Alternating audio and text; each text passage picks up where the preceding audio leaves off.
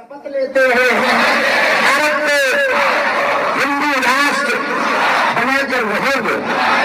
हम आज शपथ लेते हैं 24 घंटे में 1 घंटा सनातन के लिए कार्य करेंगे।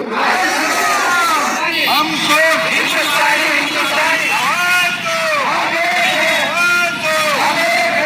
मादरे वतन हिंदुस्तान, मादरे वतन हिंदुस्तान, हमको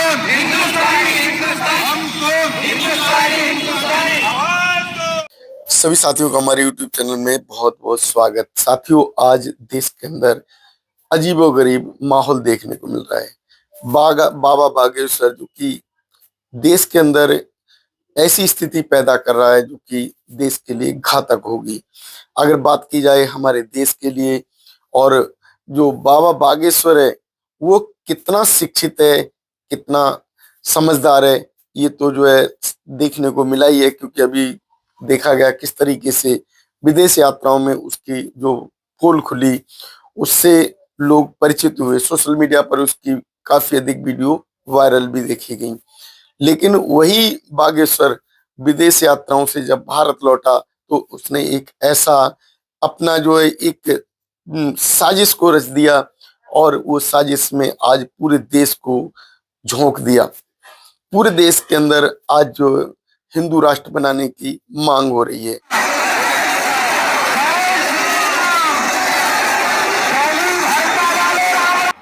शपथ लेते हैं भारत को हिंदू राष्ट्र बनाकर रहेंगे। हम आज शपथ लेते हैं 24 घंटे में 1 घंटा सनातन के लिए कार्य करेंगे। हम आज शपथ लेते हैं अपने बच्चों को सनातनी शहर में एकजुट होकर जवाब देंगे। शपथ लेते हैं, शपथ लेते हैं, शपथ लेते हैं।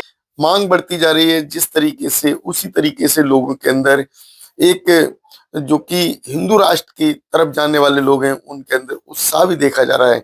लेकिन उसी बीच में जो हिंदू राष्ट्र के विरोध में है, हिंदू राष्ट्र के विरोध में जो लोग हैं जो कि समझते हैं कि हिंदू राष्ट्र बनने से कोई लाभ नहीं होगा, हिंदू राष्ट्र बनने से किस तरीके से उनका शोषण होगा, वो लोग भी इस समय जो सोशल मीडिया में उसका विरोध कर रहे हैं वो भी देखा जा रहा है।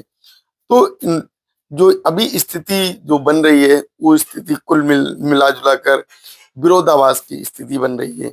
इसी बीच में हमें एक ऐसा पक्ष भी देखने को मिला जो कि हमारी जो मीडिया, जो हमारी एक्चुअल मीडिया, जो देश के अंदर कुछ ऐसा माहौल पैदा करना चाहती है जो माहौल देश को विरोध की तरफ ले जाएगा। बताया जा रहा है कि एक एनडीटीवी चैनल के द्वारा सोशल मीडिया पर एक वीडियो फैलाई जा रही है, और उसके द्वारा जो किस तरीके से वीडियो आया वो आप देखिए।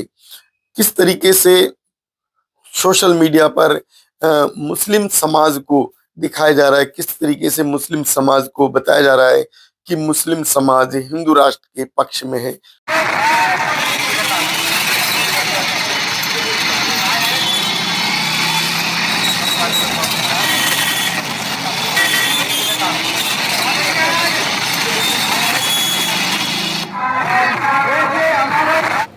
अब देखिए जरा, बाबा बागेश्वर दिल्ली से ही बाबा के साथ यात्रा में शामिल हैं। 500 से ज्यादा मुसलमान शुरू से इस यात्रा से गए।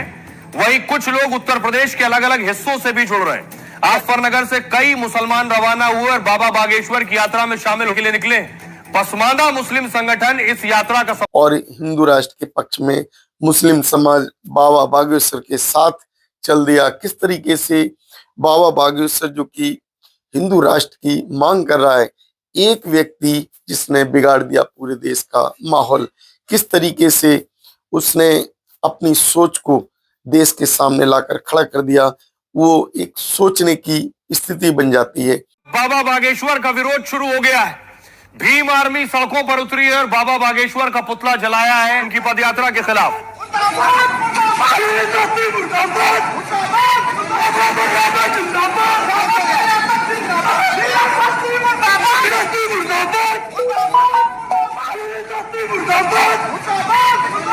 आज हमारे देश के अंदर बीजेपी सरकार, चाहे उत्तर प्रदेश में ले लीजिए, चाहे हरियाणा के अंदर देख लीजिए, या फिर केंद्र के अंदर, और केंद्र के अंदर भी जो बीजेपी सरकार है उसने पूरी तरीके से बाबा बागेश्वर का समर्थन किया। और किस तरीके से वो जो माहौल बनाया जा रहा है, किस तरीके से देश के अंदर ऐसा माहौल क्रिएट किया जा रहा है जो कि हिंदू राष्ट्र की मांग करे।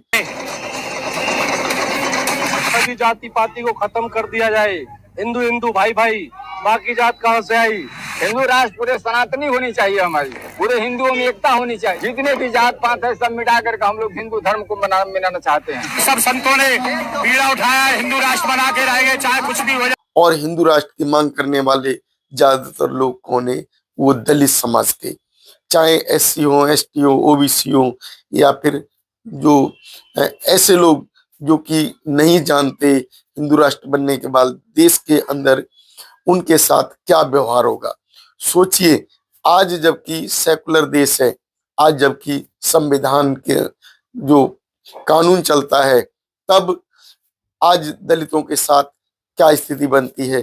कहीं तो मूत्र पिलाया जाता है, कहीं उनके ऊपर मूत्र दिया जाता है, कहीं उनके बाल काट दिए जाते हैं, कहीं उनके पिटाई की जाती है। और किस तरीके से हिंदू ग्रंथों के श्लोक पढ़ने पर उनका विरोध किया जाता है।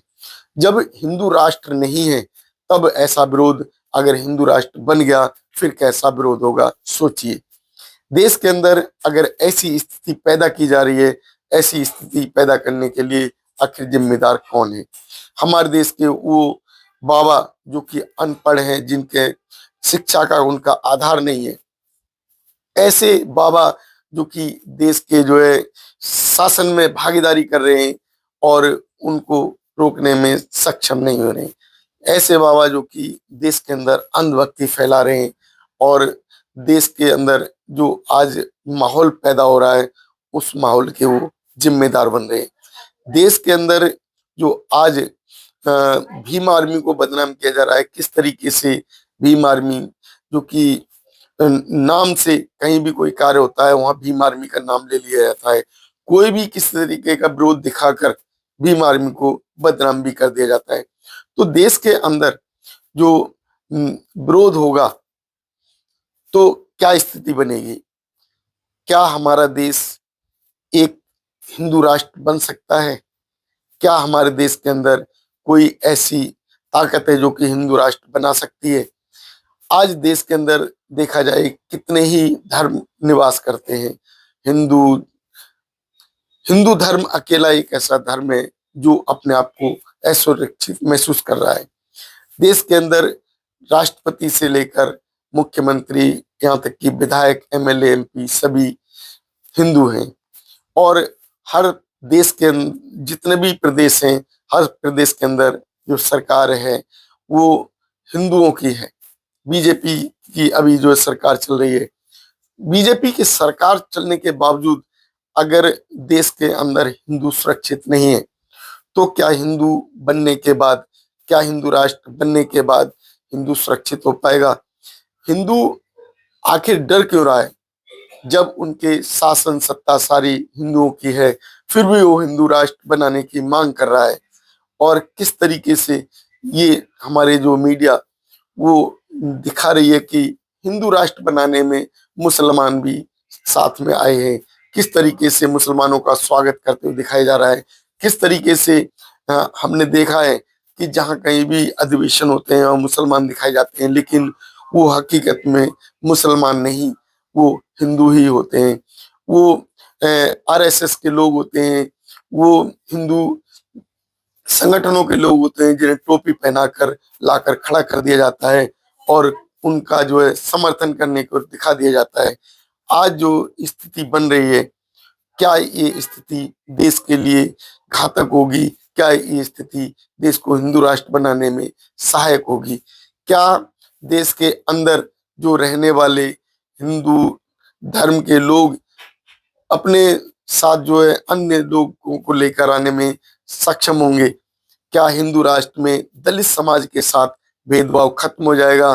क्या हिंदू राष्ट्र में जो अन्य धर्म है, जैन, बौद्ध, सिख, ईसाई, पादरी, ये या बौद्ध, इन धर्मों का जो प्रचार प्रसार हो सकेगा? क्या इन लोगों पर हिंदू राष्ट्र बनने के बाद रोक नहीं लगाई जाएगी? क्या आज देश के अंदर जो माहौल पैदा किया जा रहा है उस माहौल का अंत कैसे होगा? क्या हमारे देश के अंदर जो वर्तमान सरकार है, ये सरकार ऐसे माहौल को बनने देगी या सरकार ऐसे माहौल को बनाने में जो जो लोग हैं उनका विरोध करेगी? क्योंकि हमारा देश सेकुलर देश है, हमारा देश सर्वधर्म संपन्न देश है, सर्वधर्म का हमारे देश के अंदर सम्मान होता है। तो ऐसे देश के जो कि विदेशों में भी चर्चा की जाती है, हमारे देश का संविधान जिसमें सभी धर्मों का सम्मान की बात की गई है, क्या हमारे देश का संविधान वो बदल जाएगा? क्या हमारे देश के अंदर जो दलित समाज है उसकी जातियां खत्म कर दी जाएंगी? क्या देश के अंदर जो विरोध करने वाले लोग हैं वो हिंदू राष्ट्र का समर्थन करेंगे? क्या हमारे देश के अंदर जो दलित समाज है, दलित समाज की शादियां जो हिंदू राष्ट्र कहने वाले ब्राह्मण, बनिया और क्षत्रिय वो अपनी लड़कियां देने को तैयार हो जाएंगे? क्या हमारे देश के अंदर अभी जो आने वाला समय है वो अच्छा होगा या बुरा? ये तमाम सवाल हैं, इन सवालों के जवाब आप लोगों को देने हैं। आप लोग सोचकर बताइए, क्या हमारे देश का जो माहौल ठीक होना चाहिए या ऐसे ही बिगड़ते रहना चाहिए? क्या हमारा देश हिंदू राष्ट्र बनने के बाद उस रास्ते पर चलेगा जो रास्ता एक विकास की तरफ चलता है? हमारे देश की स्थिति कैसी होनी चाहिए? क्या देश हिंदू राष्ट्र बनना चाहिए या नहीं? आप लोगों की क्या राय है हमारे चैनल पर बताएं। और यदि आप लोग हमारे चैनल पर नए हैं तो हमारे चैनल को सब्सक्राइब करें। यदि आप लोगों को हमारी वीडियो पसंद आए तो इस वीडियो को शेयर करें। धन्यवाद। नमो बुद्धाय। जय भीम साथियों।